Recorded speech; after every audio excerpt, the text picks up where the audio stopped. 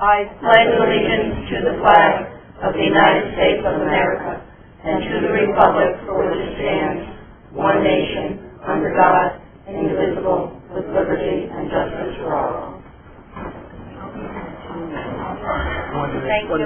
Good evening. Mr. Blair, would you kindly introduce our guest? Sure. Good evening, everyone.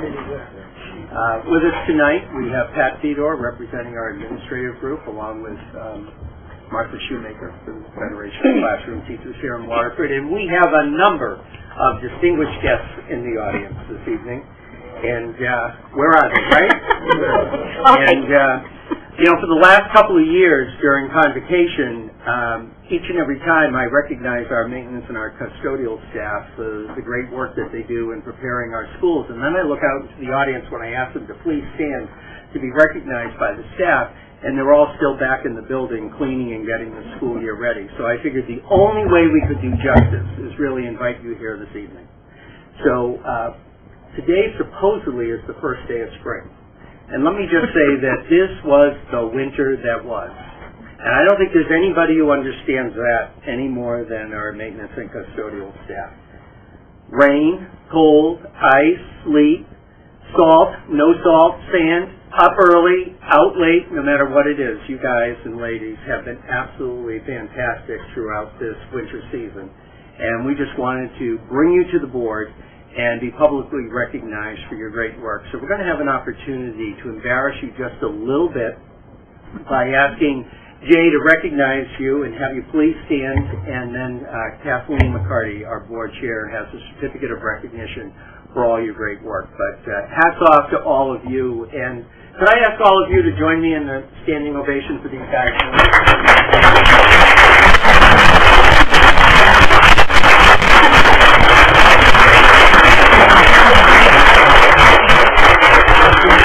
I want you to know I didn't fall once on campus this winter.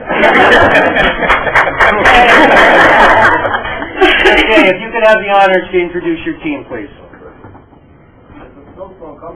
I know, but you know what?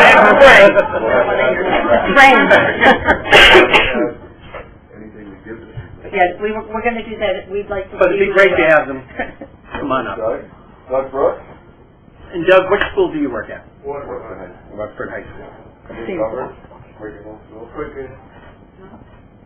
Sam. Hi. Ed. Hello. High School. Great. John Dell. You guys in high school. You got that right. Danny Nelson.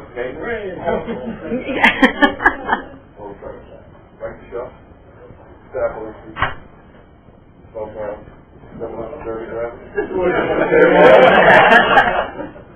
Steve Kowalski. Outside. Trudy St. John, Black Lake. Yes, she does. Right here. Walker Vanderbilt. Tom Thurlow, maintenance supervisor. Thank you. Great. Gary Regini, Common Hall. Melissa White. She's a great neck. And Cindy Dell, she's a great neck as well. Great, thank you. Thank you. Just as I'm walking up, I would also like to say on behalf of the Waterford Board of Education, thank you to all of you for your fine work. It's so important. Your facilities look absolutely amazing, and we hear such nice compliments for all your hard work, so we're very appreciative.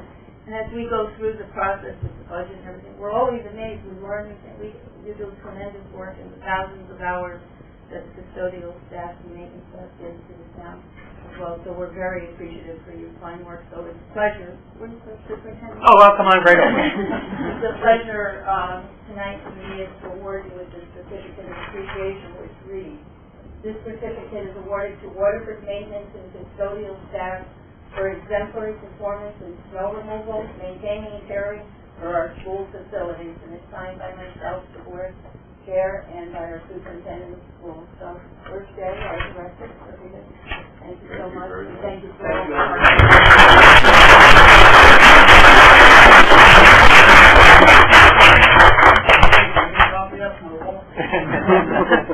Now, you're all invited to stay for our board meeting, but you're also, if you feel that you want to leave, we're going to allow a minute recess. So, thank you. All right. Thank you. Thanks, spring. Where's the pulling the nerve?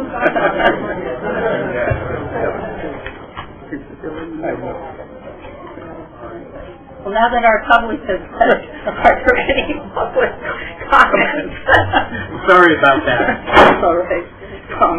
Hearing none, we'll move to our next item. Thank you, George. Very nice. Where am I on here? To item from a, We have nothing. we have no action on that. So that will take us right, excuse me, to the consent agenda. May I have a motion to accept the consent agenda with minutes from the February 27th, 2014 regular meeting, the monthly expenditure report for February 2014. So moved. Thank you, Ann. Second by Dave. Is there any comments, questions, discussion on the consent agenda? Hearing none, we can move right to a vote. All those in favor, please say aye. Aye. Anyone opposed? That motion carries. Thank you. Reading order and review of correspondence received. I have none at this time. Huh? Okay, just a little, and I'll leave these here, and I have to pick up from the last, there is a sexual harassment prevention training in Hartford, April 3rd, 10th, May 1st, in Stanford. Did you get the Shipman and Goodwin? I'll leave this for anyone who's interested. There was a piece, Kathy, I don't know if you used this, on special education law in Connecticut. I'll leave it back there, Hartford.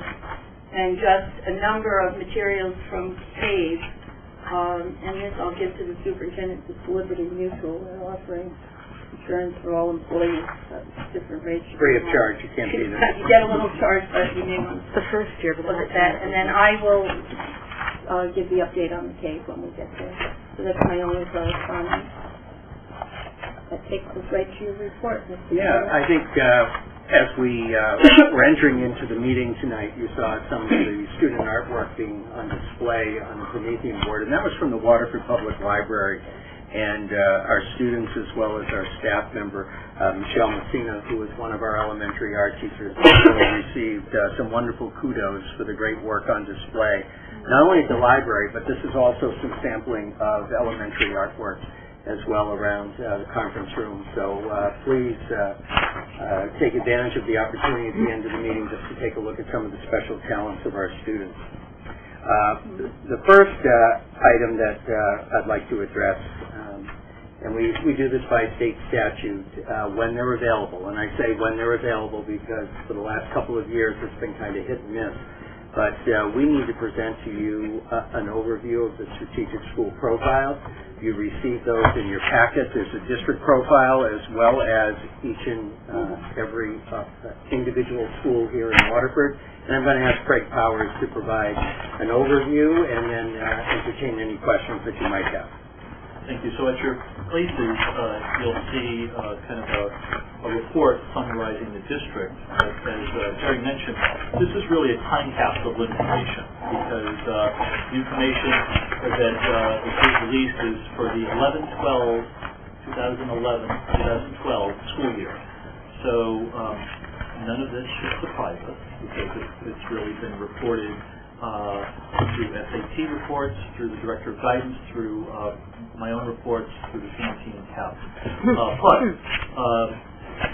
we, as you know, the Strategic School Profile looks at all 169 schools, divides them up into DERBs. We're in DERB D, comprised of 24 towns.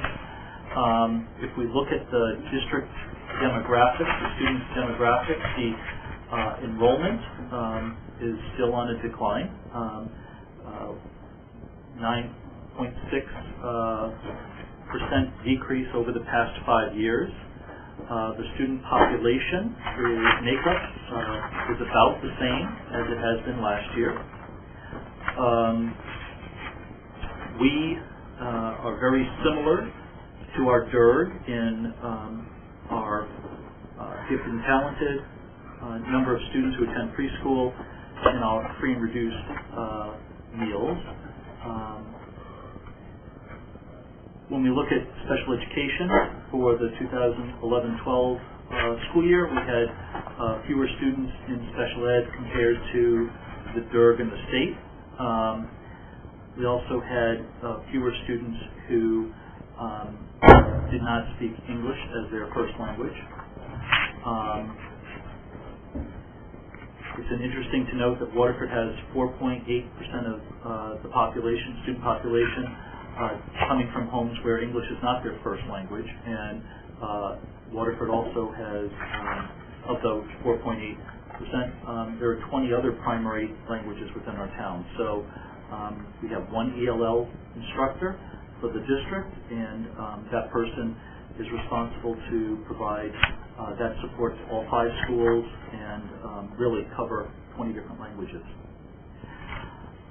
We do have more homeless students, 1.9%. Our DIRG is 0.1, the state is 0.3. This is really due to the location of the Waterford Country School and safe homes and shelter.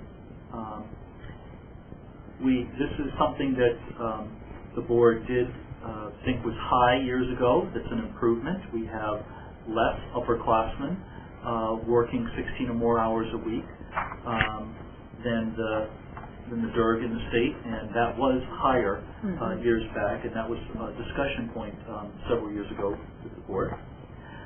When we look at district resources, class sizes for grades kindergarten, 2, and the high school are both lower than the DIRG in the state, while grades 5 and 7 are slightly higher than both the DIRG and the state. When we look at the computers per student, we're doing very well compared to the DIRG and the state in all 3 levels of school.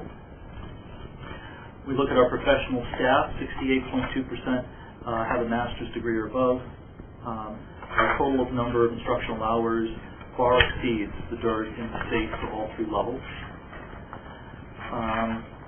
When we look at expenditures, Waterford is above the DIRG, but below the state in the per pupil expenditure for, again, the 2011-12 school year. For special ed, we do have 24.2% of the board's budget servicing special ed. That's a little bit higher than the DIRG in the state. And again, when we talk about the support needed to help students who have been placed at the Waterford Country School, that in large part amounts to that. When we look at class performance, 88.4% of the graduates pursued higher education. Our graduation rate for 2011 was 91.2%. Our annual dropout rate is 1.1%. And when we look at SATs, all academic performance measures are above the state. When we look at CAPS, we were above the state in all areas as well. And when we look at CMTs, grade 8 and 10, grade 8 outperformed the state by 10 percentage points or more in all 4 areas. So substantially did better. And as I said, this really was encapsulated back in the September 27th CMT CAPS report. But with a time capsule of information, I'd be happy to address any questions you may have. Your questions from the board? Yeah, I have trouble with just small points. On the student performance, we're talking in comparison to state levels. How do we do nationally? Is there a comparison number for that? Well, when we look at the CMT and the CAP, they're state assessments, and so we can compare it to the state. When I did the full report of the comparison, we actually broke out the DIRG. We won't have really that national barometer until we get some SBAC results, which would be really next year, because this year is the field test. The only national comparison we would have would relate to both advanced placement tests and also the SAT, and in both areas we far exceed the national average. The only other thing that sort of struck me is right at the very beginning, the demographics. It's just about a 10% decrease in population over 5 years. What seems to be driving that? Well, I think the whole state is seeing a slight decline. When we built our schools, we really were predicting now 10 years ago that Waterford was going to experience a decline. This bears out that was true, and so when we moved from 5 elementaries to 3, I think it was wise, and this data kind of bears that out, so that we're sized better for the facilities. Why we have a lower population? I mean, it's really economy driven by a large part. Thank you, Chris. Yeah. Any other questions? Jody? Just a couple comments. I was surprised that the state, with computers and everything, they're using our population from 2000 rather than Right. 2000. So they use census data. Yeah, I mean but we've had a census since then. It's every 10 years, isn't it? But Well, anyway, they won't let us get away with it. And I was pleased to see that,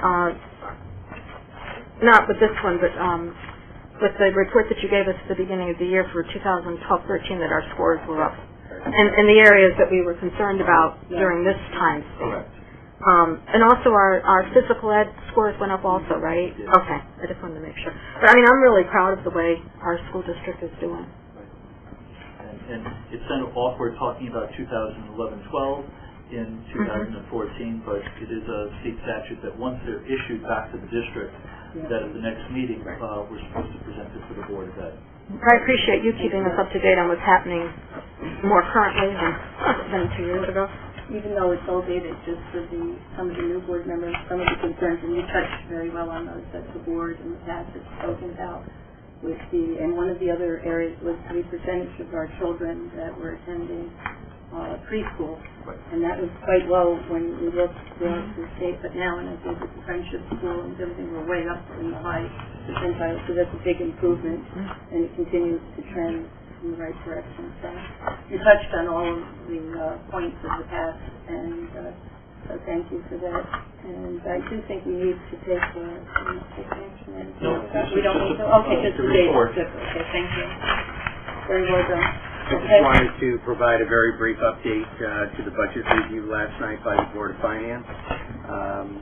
Kathleen, Bob, Craig, and I, as well as when needed, administrators shared information with the Board of Finance to help them better understand our request. At this point in time, the request was passed 4-2, but as Yogi Berra used to always say, it ain't over till it's over.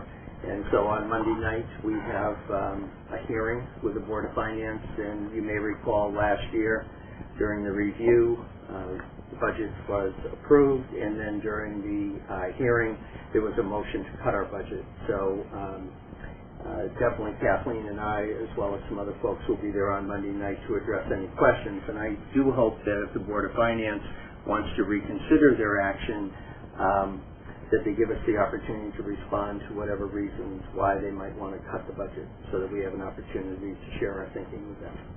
So that's just the update. So at this point, there's really no need for us to take any action.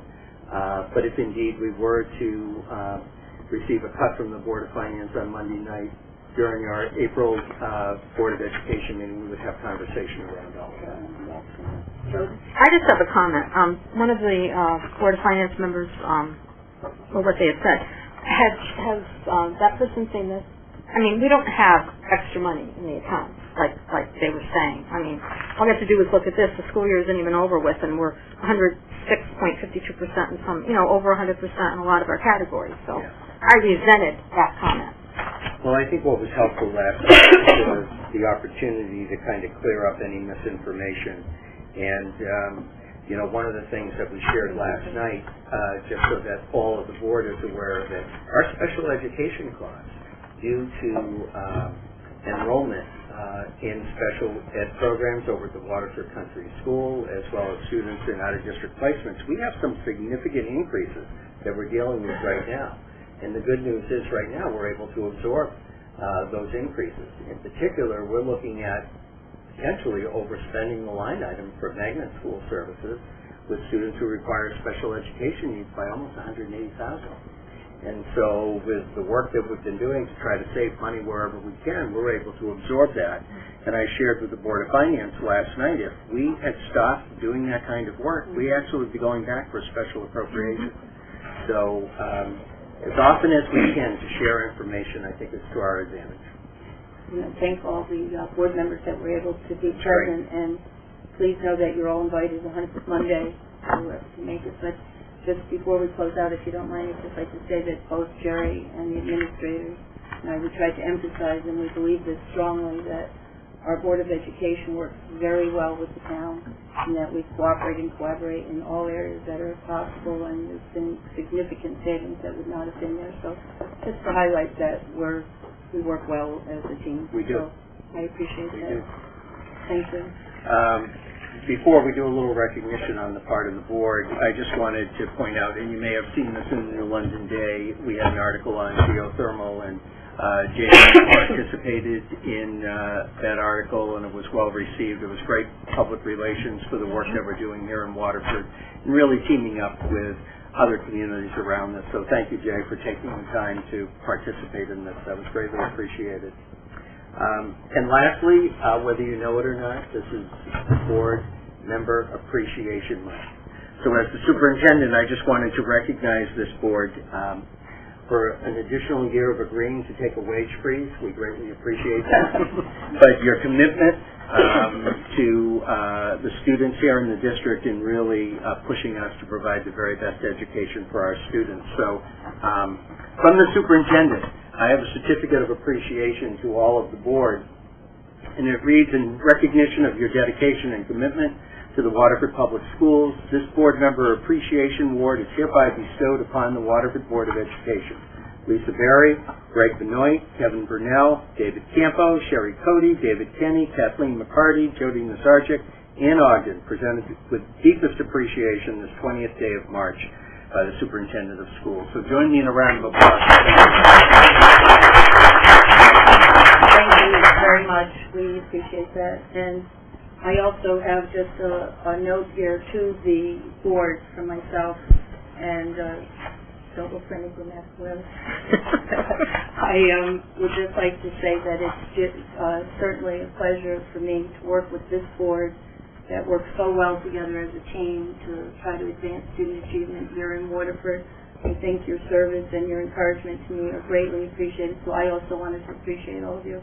There's a little note here, and if I may, since we're all appreciating each other, I'd also like to say that we appreciate certainly our superintendent working with us, the administration, and to help move the district forward. All of our administrators and our teachers, I think it may be Board of Education Appreciation Month, but we appreciate working together to move the district forward. So thank you for that. Thank you. And that's all I have. That's it? Okay. Thank you. Committee and other reports. I know Jody's going to have a report. I'll go back. Well, Kevin is not here tonight, and I'm sure he would want, and I know the CAPE conference coming up in November. We have in the past we've showcased our students in the past. Maybe we can look at that. I know to look for some of the music. I've shared that with the music staff. Oh, good, We'll see if great. they have Thank any. you. Oh, good, thank you, Jody. Also, there are guidelines. Did we think if anyone wanted, I know in the past there are workshops, there are proposals, if anyone's interested in doing a workshop, Kate will for that. And then a few other things. We'll do our student leadership award through Kate, right? Yeah. You're going to do that. So that's about it for Kate. Any other over there? I can say the Waterford Education Foundation will have their spelling bee next week, March 26th, and I was approached to see if the Board of Education would participate as a team. So if anyone's interested, you can let me know tomorrow, and I'll pass that on to you, Jim. We're trying to encourage. I know, Ann, it looks like you were trying to do some sponsorship. So if anyone's interested, we just want, Jim, if you'll share with the Education Foundation that the Board of Ed certainly appreciates all of the good work. We'll do our best to see what we can do. Okay, thank you. Metropath had a meeting, but we were downstairs, so I'll let you know how they're doing. Jody? Okay. Lisa, do you want to give the Friendship School? I do. Oh, you want me? Oh, okay. All right. We had a meeting at the Friendship School, the Friendship Governing Board, and we discussed the calendar for the 2014-15 school year, and also Kathy Superman to let us know that the recruitment update in the lottery process, right now it's 62% New London and 38% Waterford, which is pretty much the norm. That's how it usually works out. At this time. At this time, yeah. And then they're going to do the lottery on, I think Kathy said March 30th or 31st at Learn, and then the students will know whether they got into the Friendship School or not. Their last day of school is going to be June 19th. Assuming. And everything's going along really well there. It's a great. If you get a chance, you really should visit the Friendship School, especially when the students are there.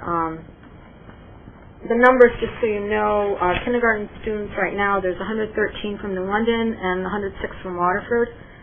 Pre-K, there's 53 from New London and 71 from Waterford, for a total of 124. And the total enrollment altogether is 166 from New London and 177 from Waterford. Their target numbers as of October 1st, 2014 will be 503. They currently have 343 students, so there's a possibility that there's openings for 160. And then Lisa and I attended that meeting.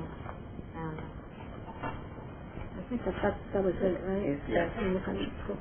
Oh no, I have youth service. From the Friendship School. I have two more. We had a Youth Service Bureau meeting Wednesday, and they're busy, very busy with their after-school activities. They're starting enrollment for Camp Dash, and they have a new logo. Danny wanted everybody in town to know that the camp is all-inclusive, and that's what that little penguin means. It's inclusive for students of all abilities and challenges. And we just wanted to make sure that everybody knew that.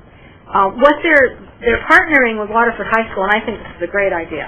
They're going to have, it's called The Mind Matters, and it's a mental health and wellness fair for teens. It's going to be held at Waterford High School on May 15th from 12:40 to 2:15, and they're working with the Guidance Office and Youth Service Bureau and Jason Adler and Jean Ryan. So, I mean, I thought this, like I said, was a great idea. And it's nice that the Youth Service Bureau can work along with the high school and with all the other schools in town. This is a very, very important topic. Mm-hmm. And also, Danny wanted me to put out, to ask you if you have any ideas, or if we have any ideas of some of the booths that we might think would help the students, to call Youth Service Bureau and let her know. She thought maybe if we know some doctors that might want to have a booth on certain topics. It's going to be held in the field house, and I just think it's really a great idea.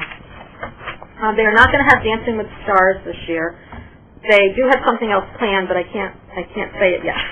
So it's going to be in July. It's going to be on a Saturday in July, and hopefully it'll all work out. Yeah. Can I just make a comment? Mm-hmm. The Camp Dash, it looks like it's for kids in grades K through 6. And then this other one at the high school is grades 9 as well. Yeah, that's just high school. So just my comment for feedback is that there's nothing here for 7th and 8th graders. And I only noticed that because I have a 7th Mm-hmm. So yeah, they were discussing on trying to work with Jim at the middle school with something too, but probably the needs of the middle school will be different than the ones at the high school. So they're going to try. This is the first time they've done it at the high school, but I will bring that back to your service bureau. It's great to have these programs, and I'm not trying to be negative. It's just Oh, I know. It's a good idea. It's a good suggestion. Okay, and then my last report is the school building committee. Right now, they're working basically on just the punch list for things that they need done. Here's our monthly status report. Everything's coming along very well. We discussed irrigation for the field. We have lights on the boys' baseball field, and we're going to be able to have some night games, so I hope people can go. It's going to be great. And they're going to put up the press box, or it is up? It's in progress. The press box is in progress, okay. I guess that's it. I mean, if you want to just look it over. We do have money left in our budget. So, we're being very cautious on especially with everything. Thank you for all that work, Jody, and for your report and for bringing back all the literature. Thank you very much. Any other reports? This one, we did have a policy committee meeting, but you'll see that as your first reading tonight, so we don't need to report there. But with that topic, I believe if we have no other reports, we can move right to our policy work under new business. And there are 4 policies tonight that will require second reading, possible action. Mr. Powers, did you want to go back over the retention of electronic records and information? Excuse me. So, they were recommending that this was really moved into the administration series, and we've really just, on the regs, changed the duration of time for which we are going to be bound to hold all electronic communication. It was 18 months. We put it to 60 months. We were cautious when we did this policy because of storage capacity. They structured the email system so there's a size capacity of email cases, and then teachers and staff can make choices of what emails to keep and what not to remain. And then we'll hold everything with the 60-month provision. So we're not concerned about that. So that's the real change in this one. Are there any comments or questions from the board for Mr. Powers or any of the policy committee? We can have more discussion, but we will take let's take a motion to continue the discussion on policy number 2300 on the retention of electronic records and information. May I have a motion? So moved. Second. Ann and Jody. More discussion. Okay. Well, I think you explained quite well it was moving that time period. And there is no comments, no discussion. We can move to a vote. All those in favor, please say aye. Aye. Anyone opposed? That motion carries and the policy is approved. Thank you. Takes us to our second policy, 2301, holds on destruction of electronic information and paper. And we're recommending to move this from the 6000 series to the administration of the 2000 series. And really, this was more on a little bit of semantic clarification between what was a CAPE policy to a shipment a good one, and there's a Appendix A is new, where it's really the template for us if we are served in a litigation matter, how to kind of put that hold on there. And so it's nice to have kind of those form letters for which then we can issue and move. Thank you. Is there a motion by the board for policy 2301, holds on destruction of electronic information and paper records for discussion? Lisa? Second. Second by Sherry. More discussion? Hearing none, let's move to close. All those in favor, please say aye. Aye. Anyone opposed? That policy is also approved. Thank you, Mr. Bennett. Takes us to our third series with the 5,000 series of students. Right, and so the policy in front of you, this one required a change in some language due to Public Act 1353 that was passed, and it explicitly prohibited any employee from preventing or attempting to prevent any employee from making a DCF report. So that was the large change in this document.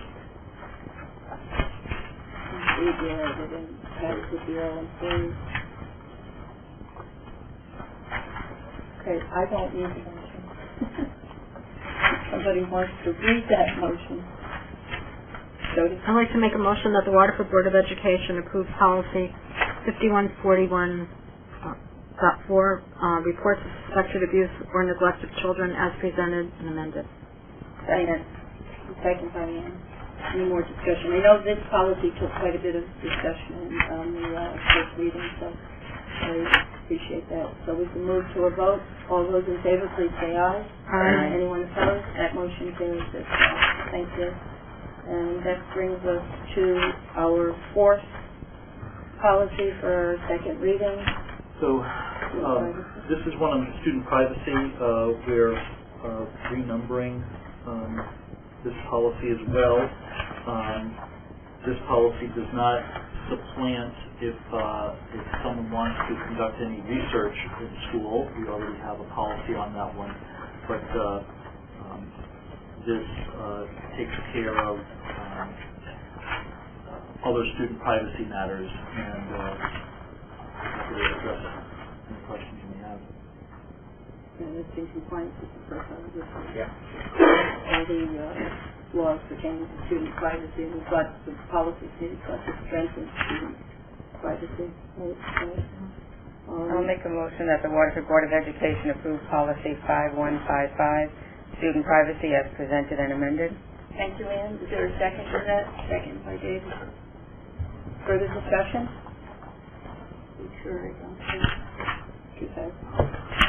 All those in favor, please signify by saying aye. Aye. Anyone opposed to that? Okay, that motion carries as well. So that takes us now to our first reading of several policies, and the first is the school safety plan. Right. And so this is a policy for which we are catching up in the policy. We comply with the July 1st, 2013 law to have either two adults or an adult and a student who are both trained as lifeguards in the pool at a time.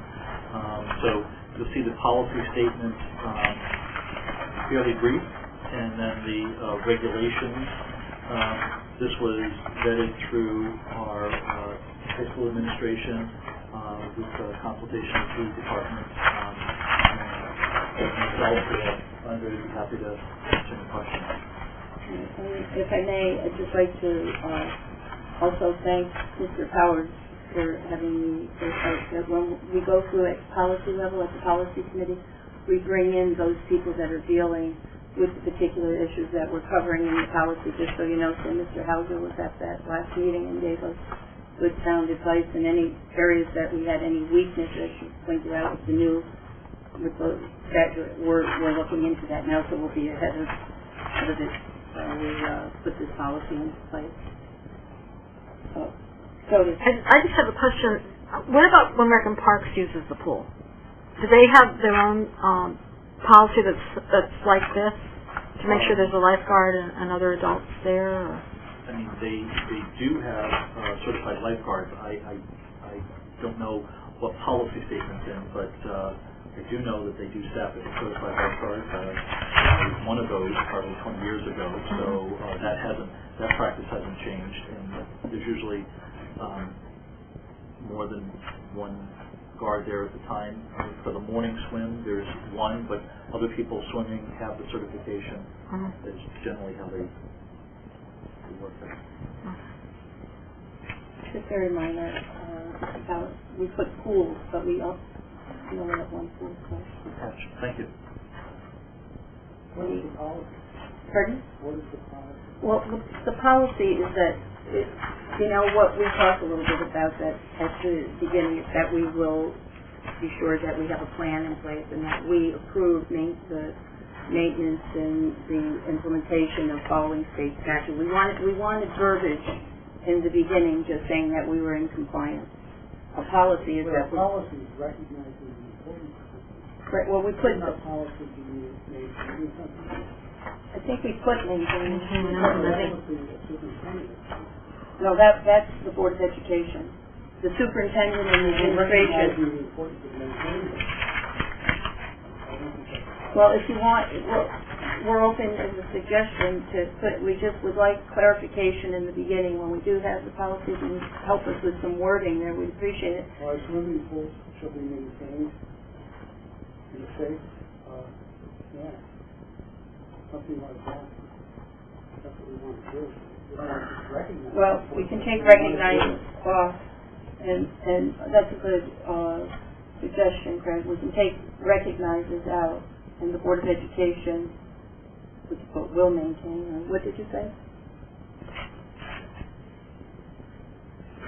It maintains and implements a pool safety program. It's the policy of Board of Education to maintain and implement safe pool conditions for all those students and who use it. Nothing like that. Yeah, that's good. So we, in the policy subcommittee, really added to what was a very brief statement a little bit more. So let me go back and further wordsmith this based upon that information today. But I like what Craig... Was that when you say you recognize the importance of something, that's not policy. Right. I agree with that, and it's firmer and saying, I think the intent was the same, but your wording is better to take recognize and say, this is what we're going to do. This is our policy. Thank you. And then I said this at the policy level. I appreciate the administration allowing the Board of Education to be involved in the regs. We take a look, and so it's a give and take. So we appreciate that very much, and thank you for your observation. Are there other comments? But this is in keeping with what we need to have, the school safety plan in place. So this is first reading. We'll come back with some adjustments to the wording, and if you have any other suggestions between now and the next meeting, please. Quick question. On the mandatory supervision, it talks about one lifeguard in the pool area. Is there an amount of, I guess, students or people participating in that activity? Because it seems like it's just open to 200 people being in there, one lifeguard. Well, you may be referring to more of the Park and Rec program. So with the high school, we do have some classes, PE classes that do go in and use the pool. To my knowledge, all of our PE teachers are certified lifeguards. When we can't have two teachers in the pool area because the class size doesn't warrant two teachers, what Andre is really trying to do is see what high school students are certified as lifeguards, maybe who have a study hall could be that extra support.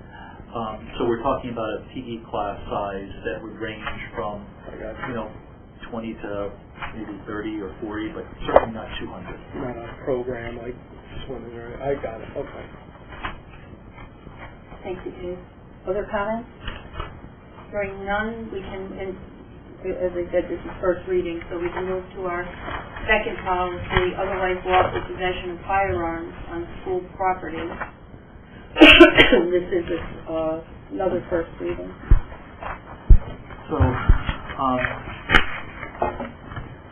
this policy really required some clarification of a peace officer, and the policy does now have that person in there. The discussion at the policy subcommittee meeting was to tighten this policy from its existing stance to limit anyone other than a police officer not to have a weapon on school grounds. And you would say, well, how would weapons happen on school grounds aside from that? We used to, years ago, have sometimes some Civil War reenactment where there would be, antique, but albeit firearms that would be on campuses, and the subcommittee really thought that we probably should tighten that up, at least for the foreseeable future. And so the red lines here are really those priorities. Thank you. If I may just point out that the policy committee struggled with this for a while, and it went back and forth, and we didn't move it for the time being, and we appreciate Mr. Powers going to legal counsel and getting us the additional information that we needed. But at this time, the board would like to just limit it to having the police officers and safety programs, and so we deleted some of the language, and that was unanimous piece on the at the policy level. Certainly, the full board to weigh in on that. But we can take a motion before we move further. This one is the Oh, first excuse me. reading as well. You know why I said that? We've had this in front of us 5 times, so it seems like it's more. Okay. Right. Thank you. That will come back in the second meeting. Are there any other comments about this policy? I haven't added anything. Okay. Under consequences, the first line, unless subject to one of the exceptions listed above, I think we only have one exception. And maybe just remove Thank you. one. Yep. One of.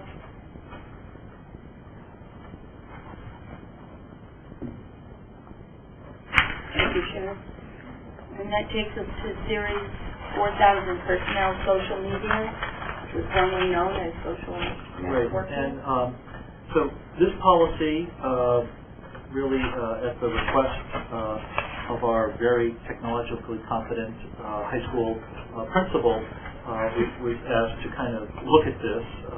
Our thinking 3 years ago was to create a social networking policy which really revolved around the major social media at the time, which was Facebook. And the way the policy was written, it really is out of, it's not allowed for things like Twitter when you talk about a closed network, because that's just not how that social media works at all.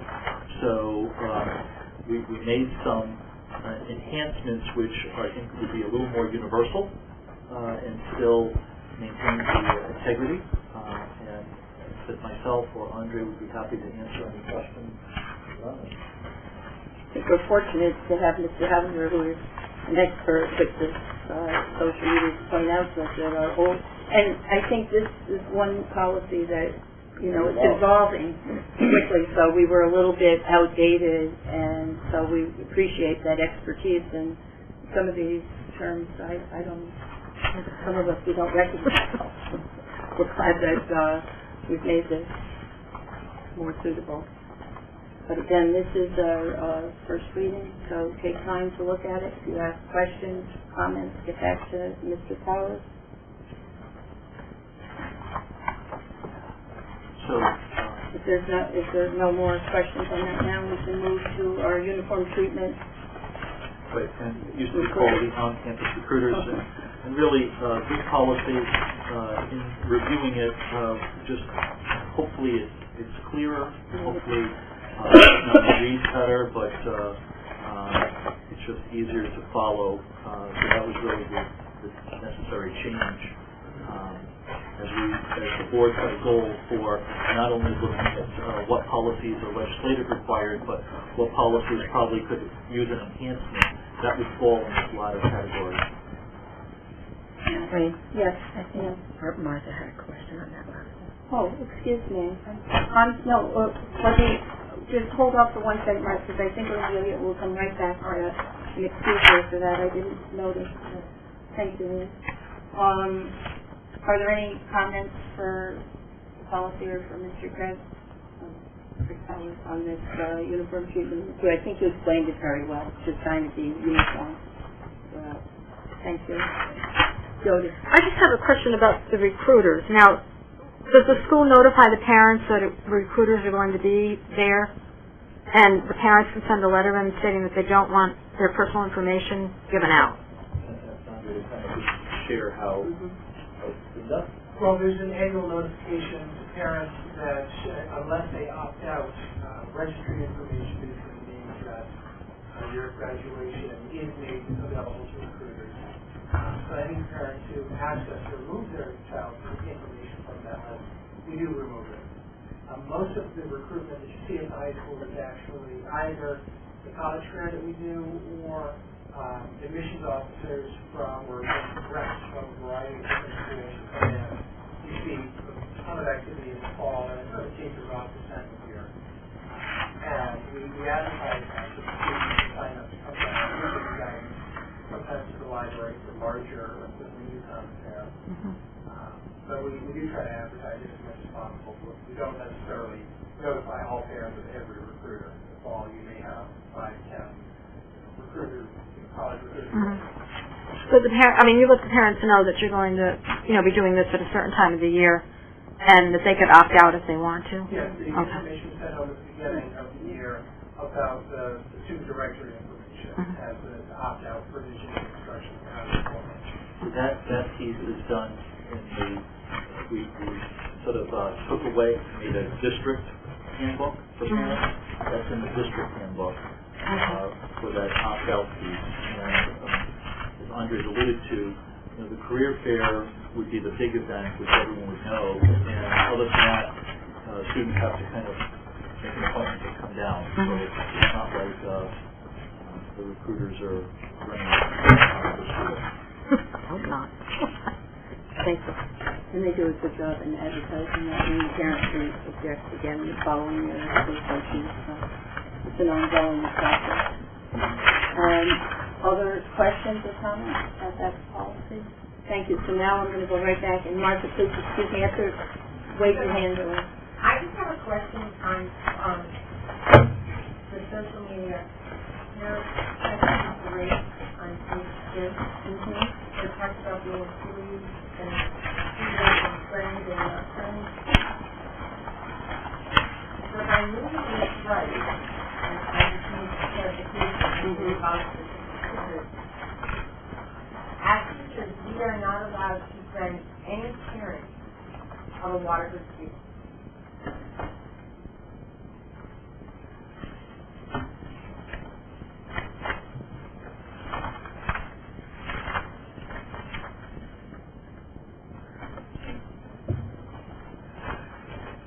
We're rereading it.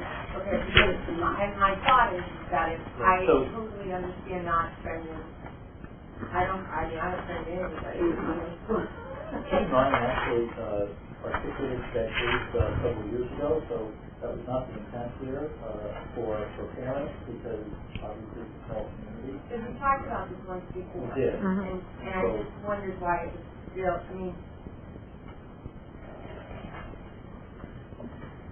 I remember that.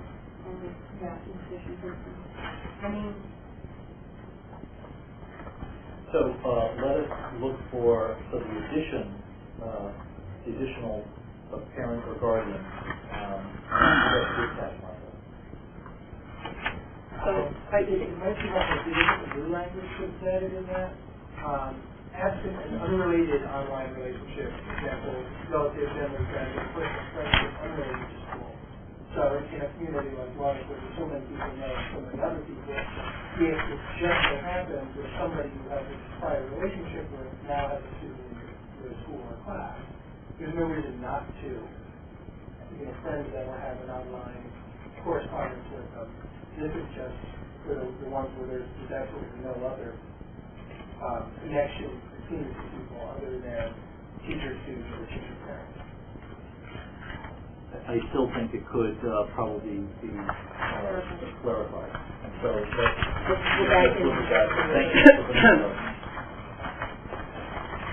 We can go back to that discussion and then come back to the second reading. And I think it's we'll have additional information for that second reading. Thank you. I think that brings us to the end, and you can see the policy committees have worked with all the renewal of the policies to try and keep ahead. If I may, we're doing now, and before we close out this evening with personal privilege, I'd just like to thank Jody Nazarchik for chairing the meeting last week.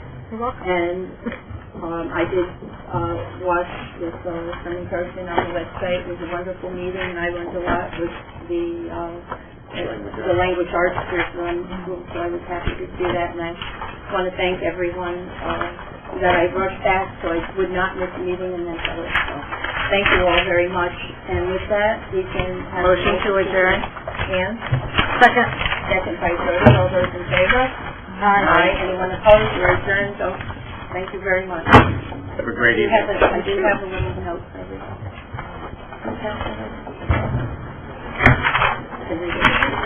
I didn't want to hold everybody